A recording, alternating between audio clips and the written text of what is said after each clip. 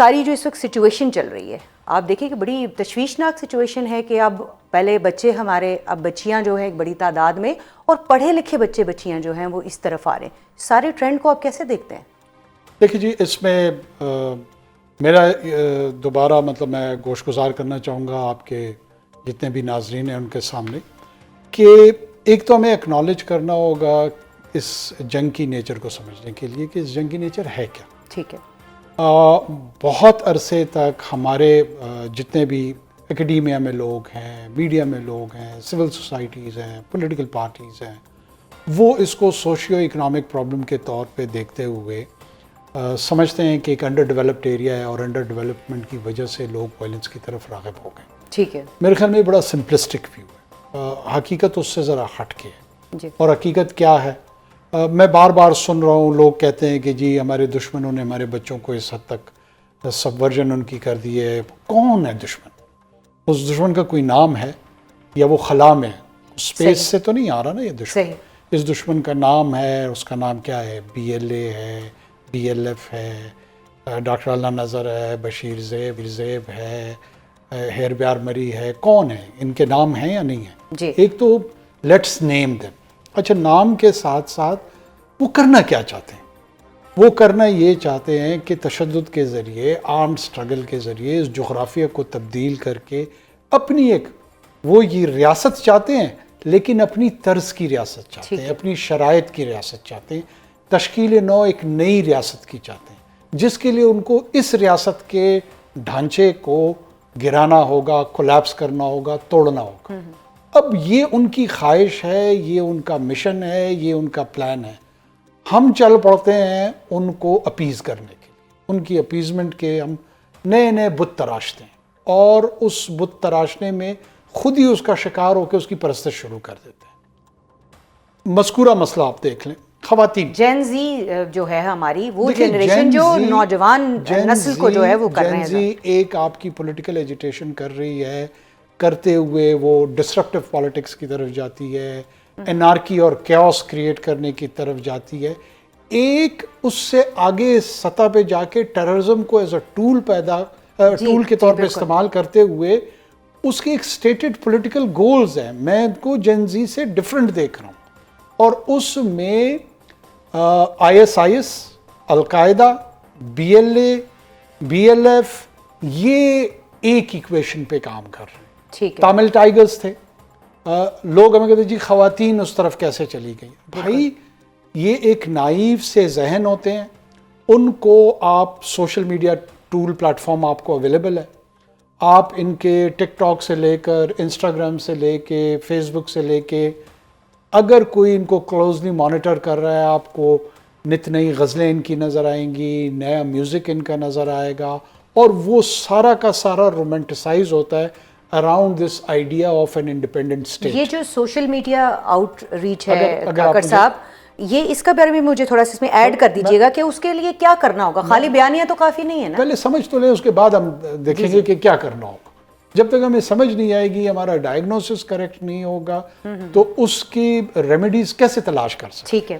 ہم سارے ہم ڈائگنوسس کرنے میں ناکام ہوئے ابھی تک. دیکھیے اگر ہم ناکام نہ ہوتے تو ہمارا کوئی رسپانس میکینزم بنا ہوا ہوتا.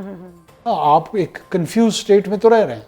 آپ کی سیاسی جماعتیں کچھ کہہ رہی ہیں، آپ کے ریاستی ادارے کچھ اور کہہ رہے ہوتے ہیں، آپ کے انتظامی ادارے کچھ اور کہہ رہے ہوتے ہیں، آپ کی اکیڈمیا کچھ اور کہہ رہی ہوتی ہے. ٹھیک ہے. آپ کے جو میڈیا آؤٹلیٹس ہیں، میں نام نہیں لینا چاہتا ہوں، ایڈیٹوریلز لکھتے ہیں، بڑے بڑے اخبارات ہیں، وہ کچھ اور کہانیاں لکھ رہے ہوتے ہیں. جی.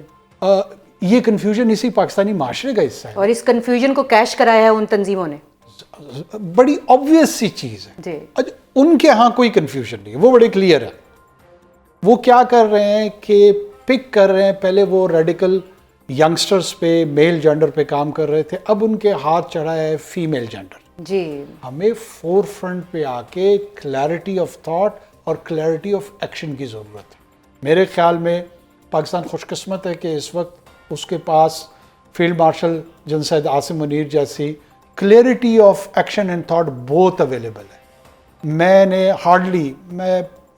مجھے بہت میرا واسطہ لوگوں کے ساتھ پڑا ہے، اتنی وضاحت کے ساتھ ٹیررزم پہ اور بہت سارے ایشوز پہ میں نے بہت کم انسانوں کو اکراس، چاہے وہ سویلین سائڈ پہ ہو، ملٹری سائڈ پہ ہو، کم لوگوں کو دیکھا ہے، اور اس کے اندر وہ انرجی بھی موجود ہے کہ اس کلیئرٹی کو ٹرانسلیٹ کر دے ایکشن میں.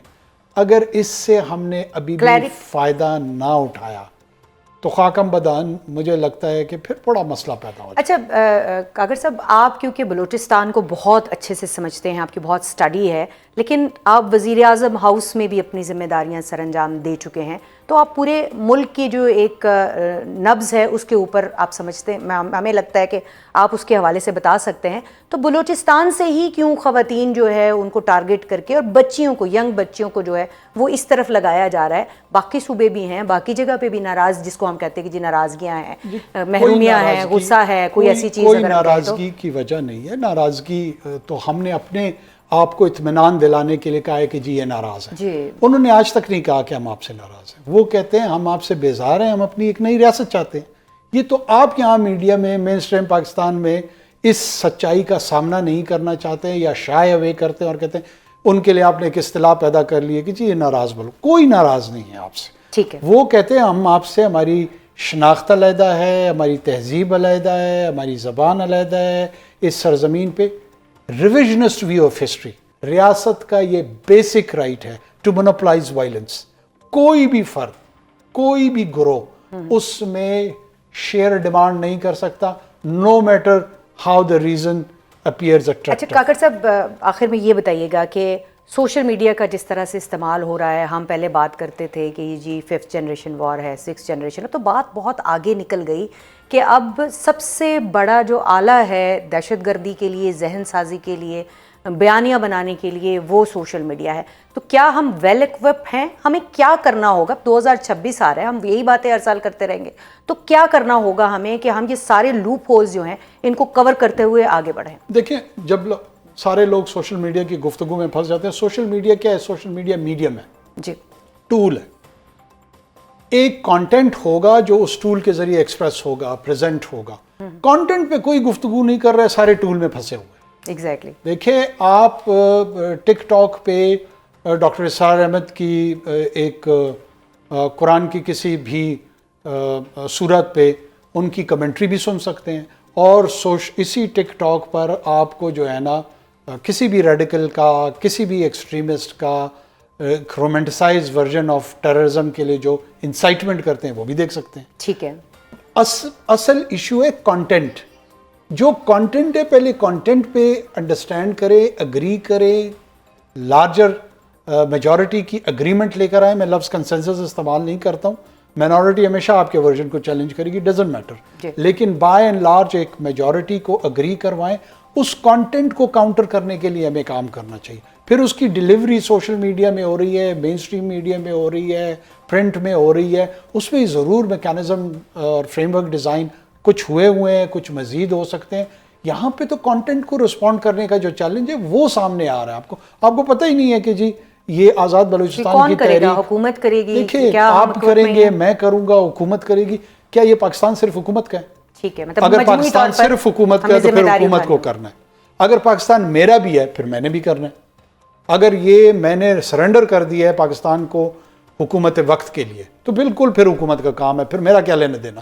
میں یہ انٹرویو کیوں دے رہا ہوں؟ کیونکہ آئی اون دس لینڈ. آپ اس خطے کو، اس زمین کو، اس ریاست کو، اس مملکت کو اون کر رہی ہیں. اس اونرشپ میں، کو اونرشپ میں حکومت کی بھی ذمہ داری موجود ہے، معاشرے کی بھی ذمہ داری موجود ہے، باقی جتنے آپ کے ایریاز ہیں اسٹیٹ اپریٹس کی بھی ذمہ داریاں موجود ہیں. ان تمام لوگوں نے مل جل کے کرنا ہے. اور جب تک آپ اس کو ایک ایگزسٹینشیل تھریٹ کے طور پہ نہیں لیں گے، جب تک آپ اس کو ایک نیشنل چیلنج کے طور پہ نہیں لیں گے، تب آپ کا رسپانس میکینزم پور ہی رہے گا.